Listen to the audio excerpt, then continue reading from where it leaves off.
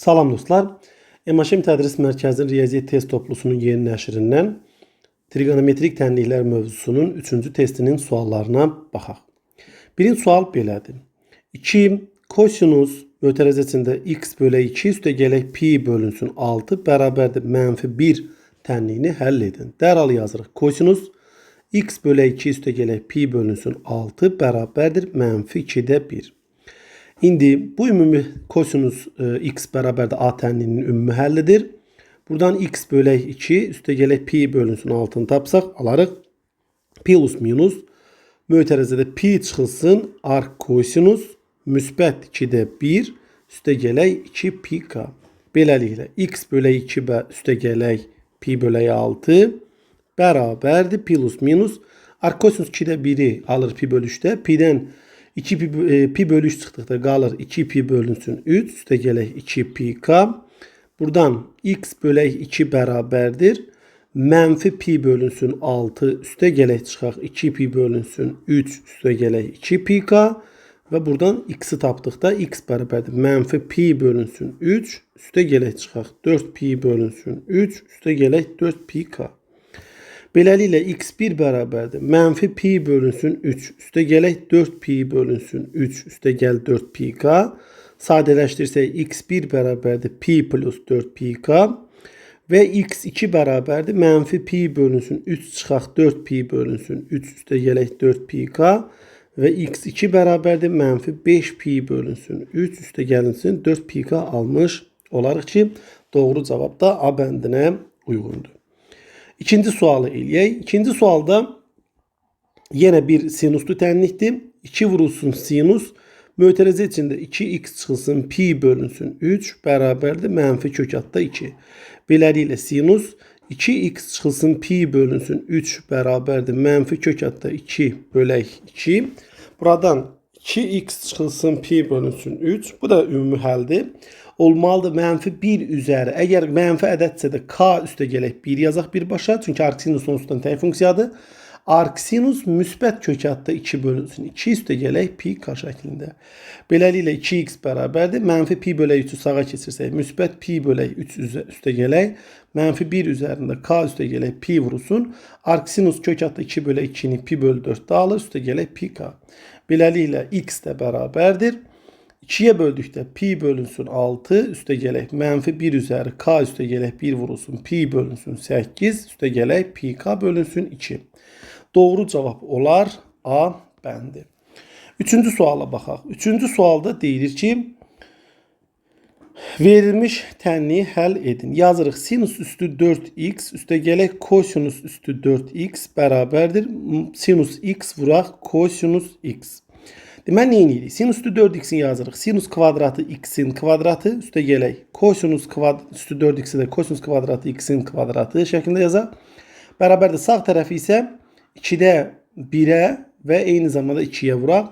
2 vuraq sinus x vurulsun kosinus x almış olarıq.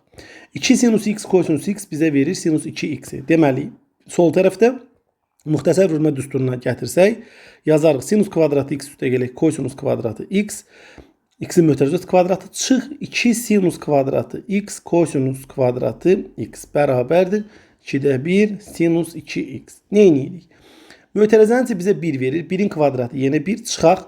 Baxın bu ifadəni, yəni 2 sinus kvadratı x kosinus kvadratı x 2'yə vurub bölsək, olar məxrəcdə 2, sürətdə isə 4 sinus kvadratı x kosinus kvadratı x bərabərdir. 2'də 1 sinus 2x almış olarıq. Beləliklə 1 çıxılsın 2'də 1 vurulsun 4 sinus kvadratı x kosinus kvadratı x bizə verir. Sinus kvadratı 2x bərabərdir. 2'də 1 sinus 2x. Beləliklə biz hər tərəfi 2'yə vursaq 2 çıxılsın sinus kvadratı 2x bərabərdir. Sinus 2x almış olarıq. Sinus kvadratı 2x üstəgələk sinus 2x çıxılsın 2 bərabər 0 şəklində ifadəni çevirsək, indi vuruqlara ayıra bilərik. Sinus 2x üstəgələk 2 vurulsun sinus 2x çıxılsın 1 bərabərdir 0. Buradan sinus 2x üstəgəl 2 0'a bərabərdirsə sinus 2x gərək mənfi 2 olsun ki bu ola bilməz. Və sinus 2x çıxılsın 1 bərabərdir 0 olmalıdır. Beləliklə sinus 2x bərabərdir 1 alarıq. Bu ise xüsusi həldir. 2x bərabərdir. Pi bölək 2 üstə gələk 2 pi k və x'i də tapdıqda 2-yə bölsək pi bölü 4 üstə gələk pi k almış olarıq ki, doğru cavab da D bəndinə uyğun gəlir. Sonra 4-cü suala baxaq. 4-cü sualda belə bir tənlikdir. Bu da bir xüsusi haldır. Tangens x bölək 2 üstə gələk pi bölünsün 3 bərabərdir -1. Dərhal yazırıq. X bölək 2 üstə gələk pi bölünsün 3 bərabərdir. Arctangens -1 üstə gələk pi k. Beləliklə x bölək 2 üstə gələk pi bölünsün 3 bərabərdir. -pi bölək 4 üstə gələk pi k. Buradan x bölək 2 bərabərdir. Sağa keçirsək pi bölək 3 olur -12-də 7 pi üstə gələk pi k. X bərabərdir. 2-yə vursaq -6-da 7 pi üstə gələk 2 pi k almış olarıq. İndi cavabda hamısını n ilə verib, n k fərqi yoxdur. Bu ixtiyari hərf seçimidir. Nə istəsə seçə bilərsiniz. Amma burada 2 pili olan cavab yalnız B bəndinə, bir də D bəndinə uyğun gəlir. İndi nə edirik? Mənfi mənası nə deməkdir? Bu deməkdir ki, əgər biz vahid radiuslu bir çevrə götürmüş olsaydıq, bucağı saat əqrəbin hərəkəti istiqamətinə döndərsək, mənfi bucaq almış olarıq. İndi tutaq ki, 7 pi bölək 6 qədər, -7 pi bölək 6 qədər döndərir, gəlir çıxır bura. Əgər biz saat əqrəbin hərəkətinin əks istiqamətində getsək, müəyyən bir x bucağı qədər, beləliklə çevriyə tamamlamış olarıq, düzdürmü? Bu deyək, -7 pi bölək 6-lıq bucaqdır bura qədər, yuxarıdan dönsək x qədər. Və x-in üstə -7 pi bölək 6 qədərlik bucağı gəlsək, nə almış olarıq? 2 pilik bir çevriyə tamamlamış olarıq. Ona görə burada mənfi istiqaməti göstərir. Sadəcə x-in üstə 7 pi bölək 6 gəlməli və cavab bizə 2 pi verməlidir. Buradan da x bərabərdir 5 pi bölünsün 6 almış oluruq. Düzdürmü? Deməli onda mənim bu -7 pi bölək 6 dərəcəlik bucağımın əvəzinə müsbət 5 pi bölünsün 6 yazsam, heç bir səhvə yol vermiş olmaram. Yenə deyirəm, bax burada mənfinin mənası istiqaməti göstərir. Çünki mənfi bucaq deyilən bir anlayış yoxdur. Sadəcə çevrə üzrə siz hansı istiqamətdə, saat əqrəbin hərəkəti istiqamətdə mi, yoxsa onun əksinə mi fırlanırsınız? Ona görə biz müsbət və mənfi işarələrini uyğun olaraq seçirik. İndi 5-ci suala baxaq. 5-ci sualda deyilir ki, arccosinus x bərabərdir 3 tam %16 tənliyini həll edin. Biz bilirik ki, arccosinus x funksiyasının, yazırıq y bərabərdir arccosinus x funksiyasının deməli, təyin oblastı -1 parçasıdır. Amma qiymətlər çoxluğu, yəni y-in ala biləcəyi hissə isə 0 deməli, pi parçasıdır. Düzdür? İndi p-nin qiyməti təqribən 3 tam %14-ə bərabərdir və o da 3 tam %16-dan kiçikdir. Yəni, arccosinus x 3 tam %16-ya bərabər ola bilməz. Ola bilmədiyi üçün də doğru cavab A bəndi, yəni boş çoxluq olmalıdır. 6-cı suala baxaq. 6-cı sualda deyilir ki, 2 vuraq arcsinus x bərabərdir 3 tənliyini həll edin. Dərhal yazırıq. Arcsinus x bərabərdir 3 bölünsün 2, yəni 1,5. İndi baxaq. Arcsinus x funksiyası görəsən 1,5-ə bərabər ola bilərmi? Arcsinus x funksiyasının qiymətlər çoxluğu -pi bölək 2 ilə pi bölək 2 parçasıdır. Baxın, pi bölək 2 görək nə qədər edir? Əgər pi-ni biz təxminən 3 tam %14 götürsək, onu 2-yə böldükdə 1 tam %57 almış olarıq. Hansı ki, o 1 tam %57 1,5-dən böyükdür. Deməli, bu 1,5 qiyməti -pi bölək 2 ilə pi bölək 2 parçası daxilində və pi bölək 2-yə yaxın olmaqla yerləşibdir. Onda biz bu tənliyi həll edə bilərik. Hər iki tərəfi sinuslasaq, sinus mötərizə içində arcsinus x bərabərdir sinus 3 bölünsün 2. Bunu mötərizəyə almasaq da olar. Biz də bilirik ki, sinus, arcsinus bir-birinin tərs olan funksiyalarda onlar bir-birini aparır. Yerdə qalır x bərabərdir sinus 3 bölünsün 2 və doğru cavab olar D bəndi. 7-ci suala baxaq. 7-ci sualda deyir ki, yenə verilmiş bir tənliyi həll edin. Hər ikisi bu dəfə arctangens və uyğun olaraq arccotangens, yəni tərs trigonometrik funksiyalar şəklində verilmişdir. Bu tip suallar normalda bizim nəzəri olan biliklərimizi yoxlamağa yönəlibdir. Yəni burada xüsusi olaraq metodlar yox, nəzəri biliklərin yoxlanması daha ön plandadır. İndi biz eyniliyi bilirik. Eyniliyə əsasən Arktangens x üstəgələ arkkotangens x'in cəmi bizə pi bölünsün 2 verir. Yəni bu bir eynilikdir. Bu pi bölü 2'ye bərabər olur həmişə. Pi'yə bərabər ola bilməz. Deməli ona görə bu tənliyin həlli bizə birər boş çoxluq, yəni D bəndi. Sonra 8-in suala baxaq. 8-in sualda deyir verilmiş tənliyi həll edin. Birbaşa yazıram. Baxın 2 vurulsun. Mötərizədə sinus, deməli sinus kvadratı mötərizədə pi çıxaq x-dir. Pi çıxaq x yəni bu çevirmədir. Kvadrat olduğuna görə mənfi və müsbət barədə narahat olmuram. Onsuz da kvadratı müsbət verir bizə həmişə. Sinus kvadratı pi çıxaq x bizə verir elə sinus kvadratı x-i. Çıxılsın 5 vurulsun. Baxın sinus pi bölü 2 üstəgələ x bizə də verir müsbət kosinus x bərabərdir. Mənfi 5 almış olarıq. İndi nə edirik? 2 vurulsun. Sinus kvadratı x-in əvəzinə yazırıq. 1 minus kosinus kvadratı x çıxılsın 5 kosinus x bərabərdir mənfi 5.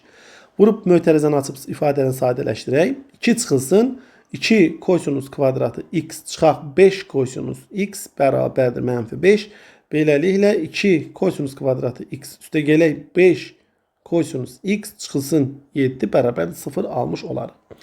İndi kosinus x'e biz bir t desək, onda nə olar? 2t kvadratı üstəgələk 5t çıxılsın 7 bərabərdir 0 almış olarıq. Diskriminant da bərabərdir. 5'in kvadratı çıxaq 4 vurulsun 2 vurulsun mənfi 7. O da bərabərdir 25 üstəgələk 56 bizə verər 81. Beləliklə T1 bərabərdir. Mənfi 5 üstəgələk 9 bölü 2 vurulsun 2 o da eləyər 1. T biz nəyə demişdik? Kosinusa. Yəni kosinus x bizə 1 verir. X də bərabərdir 1'i nə zaman alır? 2 pi k'da. Və doğru cavab olar 2 pi k yəni C bəndi. Sonra 9-cu suala baxaq. 9-cu sualda verilmiş deməli tənliyi həll etmək tələb olunur. Hasil burada sıfıra bərabərsə biz vuruqların hər birini gəlin birbaşa ayrı-ayrılıqda sıfıra bərabər götürək. Buradan alırıq. Kosinus pi vurulsun x bərabərdir pi bölünsün 3. Pi'nin qiymətini əgər biz təqribən 3,14'ə bərabər götürsək, onda kosinus pi x 1'dən nə olar? Böyük olar. Çünki 3,14'ü biz 3'ə böldükdə 1'dən böyük alırıq. Biz də bilirik ki, kosinus pi x ən böyük 1'ə bərabər ola bilər. Ən çox 1'ə bərabər olar. Yəni 1'dən böyük ola bilməz. Deməli bu həlli olmayan bir ifadədir. Yəni bu mümkün deyil belə bir şey ki, kosinus pi x pi bölü 3'ə bərabər olsun. Onda ikinci tənliyi həll eləyək. 2 vurulsun sinus pi x çıxılsın kök altda 3 bərabərdir 0. Buradan sinus pi x bərabərdir. Kök altda 3 bölünsün 2. Buradan pi x bərabərdir. Mənfi 1 üzəri k vurulsun arc sinus kök altında 3 bölünsün 2 üstəgələk pi k şəklində yazarıq.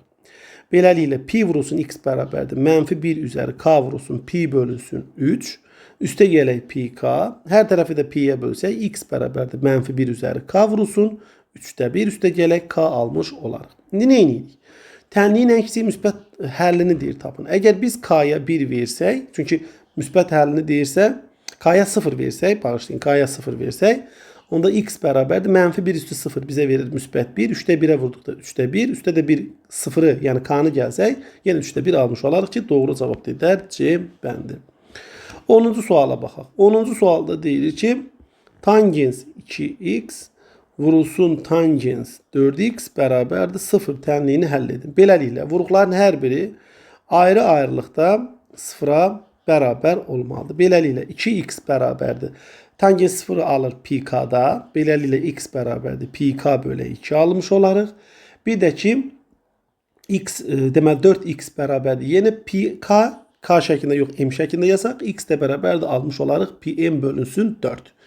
İndi nə edirik? Biz burada hansı cavabı götürməliyik? Pi k bölü 2'ni mi yoxsa pi k bölünsün 4'ü mü? Əgər biz pi m bölünsün 4'ü götürsək, yəni m-ə 1 versək, m-ə 1 verəndə x-ə nə alırıq? Pi bölünsün 4. Yəni hər şey olduğu kimi belə normal görünür. Amma əgər biz tangens 2 vuraq, x-in yerinə pi bölü 4 qoysaq, alarıq tangens pi bölünsün 2, hansı ki tangens pi bölü 2-də deməli təyin olunmuyubdur. Deməli biz pi bölü 4'lü olan cavabı götürə bilmərik. Ancaq götürə biləcəyimiz cavab nə olmalıdır? Pi k bölünsün 2, yəni A bəndi olmalıdır. 11-ci suala baxaq. 11-ci sualda deyilir ki, sinus 3x vurulsun sinus 6x bərabərdir 0. Yenə uyğun olaraq hər birini ayrı-ayrılıqda 0'a bərabər götürüb həll eləmək lazımdır. Beləliklə, birinci üçün 3x bərabərdir pi k, digəri üçün isə 6x bərabərdir pi m almış olarıq. Beləliklə, x bərabərdir birinci üçün pi bölünsün 3 vurulsun k, ikinci üçün isə pi m bölünsün 6 almış olarıq. Gəlin burada qiymətləri yerinə qoyaq. K-ya 0 versəm, k bərabərdir 0 olanda x bərabərdir 0 olur. K bərabərdir 1 olduqda x bərabərdir pi bölünsün 3 olur. K-ya 2 verdikdə x bərabərdir 2 pi bölünsün 3 olur və s. İndi gəlin sağ tərəfdə m-ə qiyməti verək. M-ə 0 versək x bərabərdir 0. M-ə 1 versək x bərabərdir pi bölünsün 6. M-ə 2 versək x bərabərdir pi bölünsün 3 və s. İndi bunu eləməkdə məqsədimiz nə idi? Biz baxmalıyıq ki, hansı həll digərini öz daxilinə alır.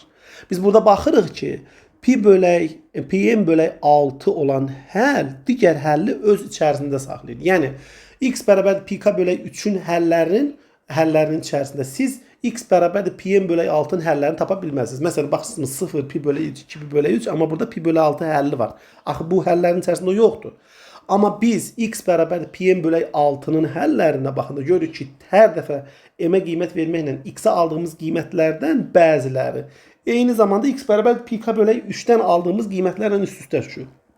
Ona görə bu tənliyin həlli deməli pi k bölünsün 6, yəni B bəndi olmalıdır. Sonra 13-cü suala baxaq. Bağışlayın, 12-ci suala baxaq. 12-ci sualda deyilir ki, verilmiş tənliyi həll edin. Sinus 3x bərabərdir 3 sinus x. Biz nə edirik? Sinus 3x-in ifadəsini yazırıq. Sinus 3x-in açılışı nətər idi? 3 sinus x çıxılsın 4 vurulsun sinus kubu x idi. O da bərabərdir 3 sinus x. Baxın, burada 3 sinus x-ləri atsaq, o sağ tərəf onda 0-a bərabər olur və mənfi 4 vurulsun sinus kubu x bərabərdir 0. Buradan isə sinus x bərabərdir 0 almış olarıq. Bu nə deməkdir? Yəni, bu xüsusi halda x bərabərdir pi k deməkdir. Və doğru cavab da olar B bəndi. Yəni, asanlıqla biz həlli almış olarıq. Sonra 13-cü suala baxaq. 13-cü sual yenə tənlikdir və tənliyin çox sadə bir tənlikdir. Qıraqda baxsaz, yəni kvadratlar falan var, o biraz qorxuda bilər. Amma kosinus kvadratı x çıxaq sinus kvadratı x kosinus 2x-in açılışıdır. Yazırıq kosinus 2x bərabərdir. Kök altı 3 bölünsün 2. 2x bərabərdir. Deməli, plus minus bu kosinusun ümumi həllidir. Arc kosinus kök altında 3 bölünsün 2 üstə gələ 2 pi k-dır. Beləliklə 2x bərabərdir plus minus. Arc kosinus kök altı 3 bölək 2 bizə verir pi bölünsün 6 üstə gələk 2 pi k. Beləliklə x bərabərdir plus minus pi bölünsün 12 üstə gələk pi k almış olarıq. Və doğru cavab da olar C bəndi. İndi isə 14-cü suala baxaq. 14-cü sualda verilmiş bu tənliyin 0-2 parçasındakı köklərin sayını tapmaq tələb olunur. Gəlin biz ayrılıqda hər birini 0-a bərabər götürüb həll edək. Beləliklə, tangens 2x bərabərdir 5-də 2 almış olarıq. 2x bərabərdir arc tangens 5-də 2 üstə gələk pi k. Buradan isə x bərabərdir 2-də 1 vuraq. Arc tangens 5-də 2 üstə gəl pi k bölünsün 2 almış olarıq. Bu birinci deməli bizim tənliyimizin həllidir. İndi 0-2 parçasına köklərin sayını tapmaq üçün biz k-ya qiymətlər veririk. K bərabərdir 0 olsa x bərabərdir 2-də 1 arc tangens 5-də 2 alırıq. K-ya 1 versək, yenə x bərabərdir. Bu ifadəyə gəlin a deyək. A üstə gələk pi bölünsün 2. K-ya 2 versək, x bərabərdir a üstə gələk deməli pi. K-ya 3 versək, x bərabərdir a üstə gələk 3 pi böl 2. K-ya 4 versək artıq, məsələn, gəlin K-ya 4 verək. K-ya 4 versək, x bərabərdir a üstə gələk 2 pi almış oluruq ki, bu da 2 pi-dən böyükdür. Yəni, bu parçaya daxil deyil. Beləliklə bizim bu tənlik üçün 4 dənə həllimiz oldu.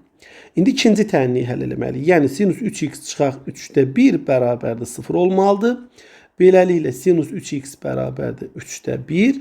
3x də bərabərdir mənfi 1 üzəri k vurulsun arc sinus 3-də 1 üstə gələk pi k almış olarıq. Buradan da x bərabərdir mənfi 1 üzəri k vurulsun arc sinus 3-də 1 üstə gəl və burada da bir bölüş var. Pi k bölünsün 3. İndi nə edirik? Yenə k dedik, m də deyə bilərik. Yəni m deyək ki, qarşılıq yaranmasın o birisindən. Pi deməli mənfi 1 üstə m və pi m. M'e 0 versə x bərabərdir. Arc sinus 3'də 1 almış olarıq. Daha doğrusu 3'də 1 vurulsun. Arc sinus 3'də 1 almış olarıq. Buna bir A deyək ya da ki gəlin B deyək. Çünki A'nı bayaq demişik. Sonra M'e 1 versək, onda x bərabərdir. Mənfi 3'də 1 arc sinus 3'də 1 üstə gələk pi bölünsün 3 olar. Sonra M'e 2 versək yenə ne almış olarıq? Baxın bu dəfə mənfi 1 üstü 2 müsbət 1 yəni 3'də 1 arc sinus 3'də 1. Ona da biz B demişdik. X bərabərdir B üstə gələk 3'də 2 pi. Sonra M'e 3 versək bu dəfə baxın mənfi hissəli olan hissə almış olarıq. Yəni buna da bir S desək onda x bərabərdir S üstə gələk pi almış olarıq. M'e 4 versək yenə x bərabərdir B üstə gələk 4 pi bölünsün 3 olar. M'e 5 versək x bərabərdir S üstə gələk 5 pi bölünsün 3 olar. Artıq M'e 6 versək x bərabərdir B üstə gələk nə qədər olar? 2 pi, hansı ki bu 2 pi'dən böyükdür. Deməli bizim burada neçə dənə həllimiz var? Baxın sıfırdan başlayaraq 5 də daxil olmaqla 6 həllimiz var. Beləliklə yekun köklərin sayı 10 dənə olar. Çünki 6 indiki 4 də əvvəlki bizə 10 verər. Sonra 15-ci suala baxaq. 15-ci sualda deyilir ki 5 vurulsun sekans kvadratı bərabərdir 6 vurulsun sekans x. Burada ne yazırıq? 5 vuraq. Deməli sekans nə deməkdir? 1 bölək kosinus.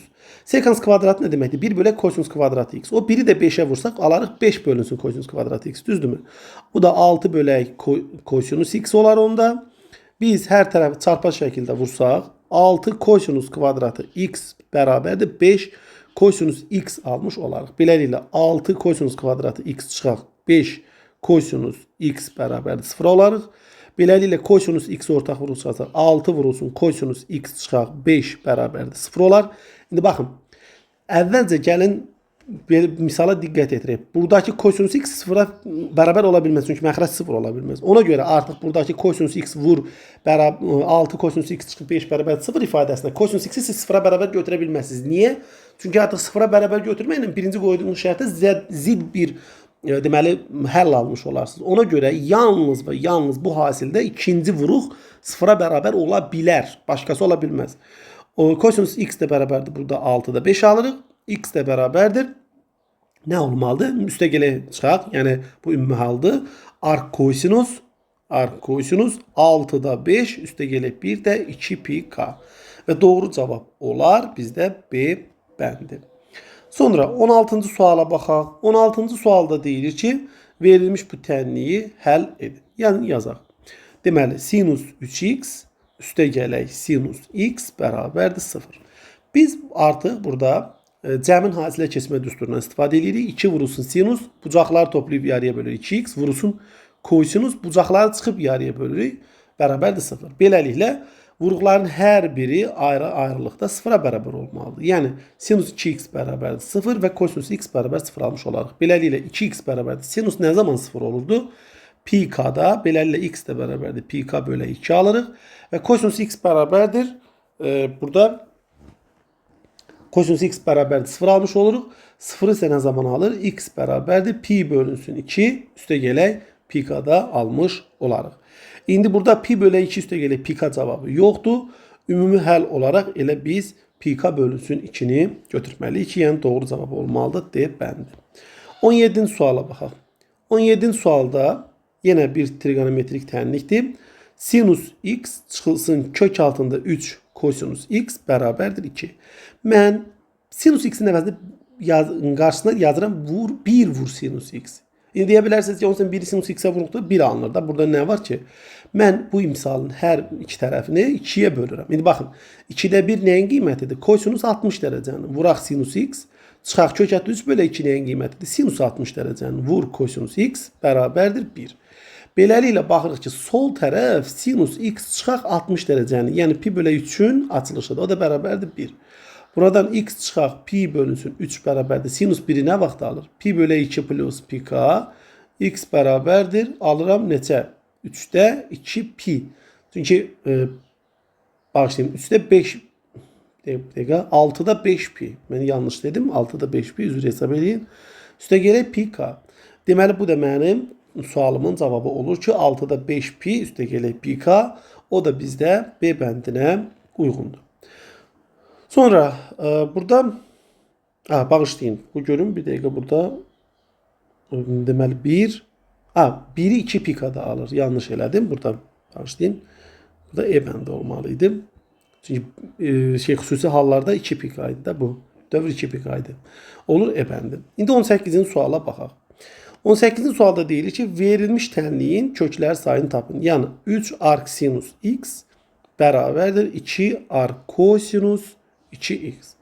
İndi siz əgər burada eləcə sadəcə arc sinus x olsaydı və ya arc cosinus x olsaydı, yəni 2x olmasaydı, 2x olmasaydı misalı biz asanlıqla həll edə bilərdik. Amma burada arc cosinusun daxilindəki bu 2x bizi artıq müəyyən qədər deməli belə deyək də çətinliyə salır. Ona görə bunu elə qrafik üzərində həll eləsək daha yaxşı olar.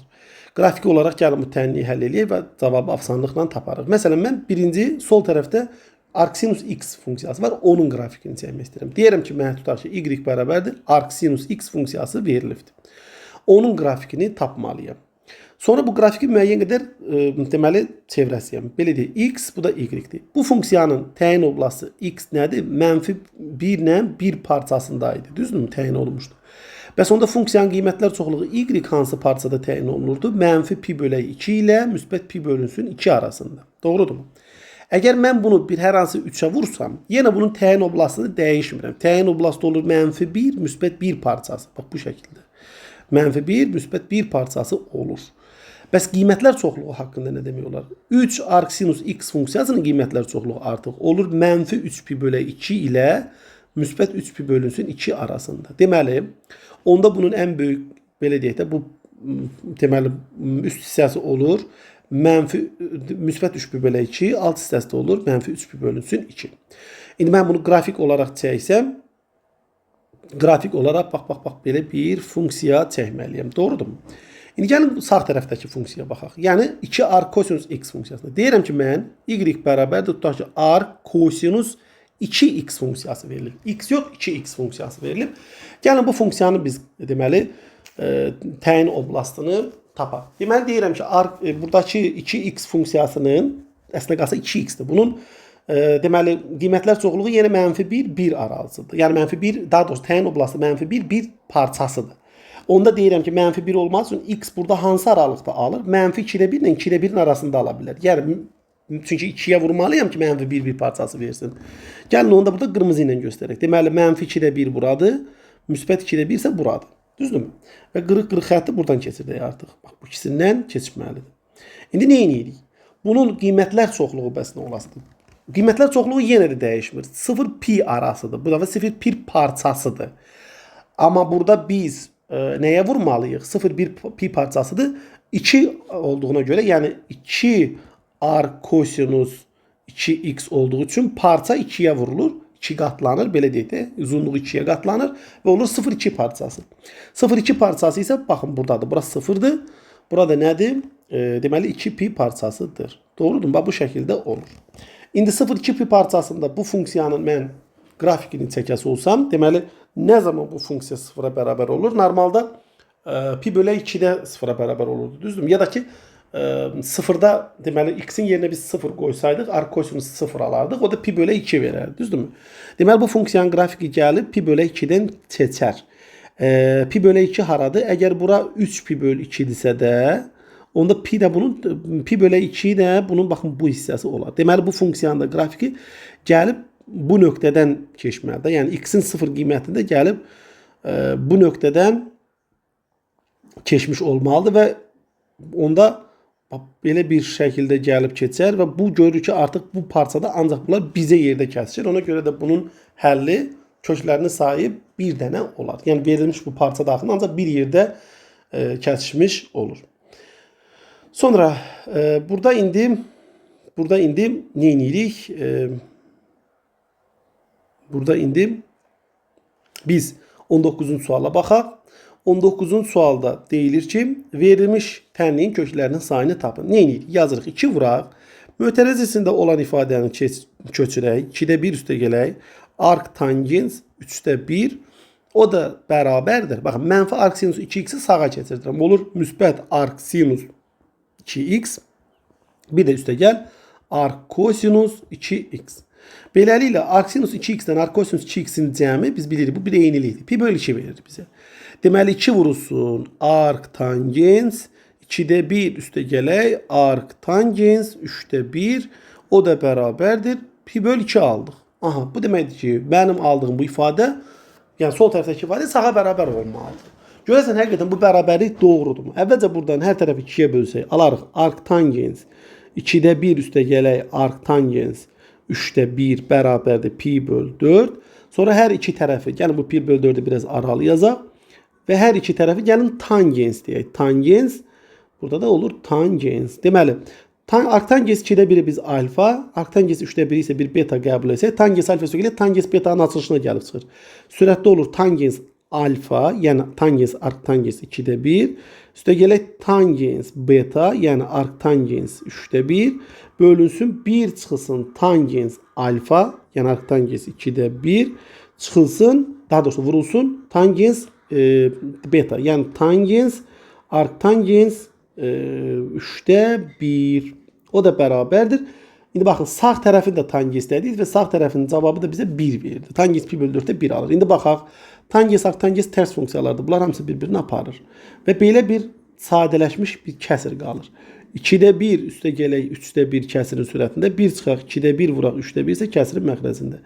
Beləliklə 6'da 5 sürətdə 6'da 5 isə məxrəcdə alınır və 6'da 5 6'da 5'ə böldükdə 1 qalır. Yəni bu ifadə artıq 1'ə bərabərdir və bərabərlik doğrudur. İndi sual olunur. Görəsən bu arc sinus 2x üstə gələk arc kosinus 2x bərabərdir pi bölünsün 2 bərabərliyi x-in hansı qiymətini ödənir? X-in istənilən qiymətindir. Deməli bu tənliyin köklərinin sayı onda sonsuz sayda olar. Yəni x-in yerinə siz nə verirsə verin. Sağ tərəf həmişə pi bölü 2'yə bərabərdir. Sol tərəfdəki yenə pi bölünsün 2'yə bərabər olar.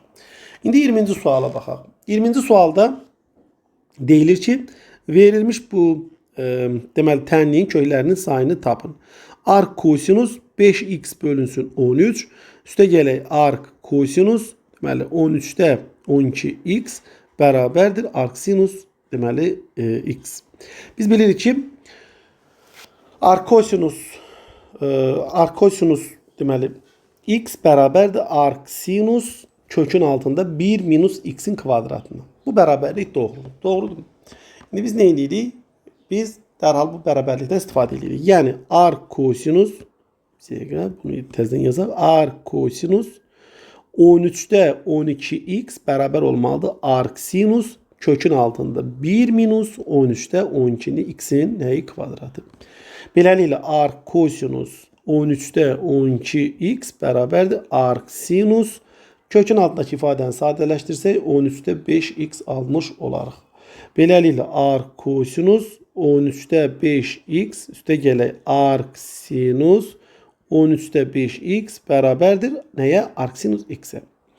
İndi bizim bunu bu formada eləməkdə məqsədimiz nə idi? Bu ikisinin cəmi bizə yenə pi bölünsün 2 verir. Bu bir eynilikdir.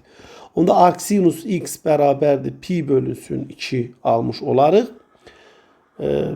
Pi bölünsün 2 almış olarıq və bu pi bölünsün 2'ni almış olursa da burada pi bölünsün 2'ni nə vaxt almış olarıq? Belə deyək də.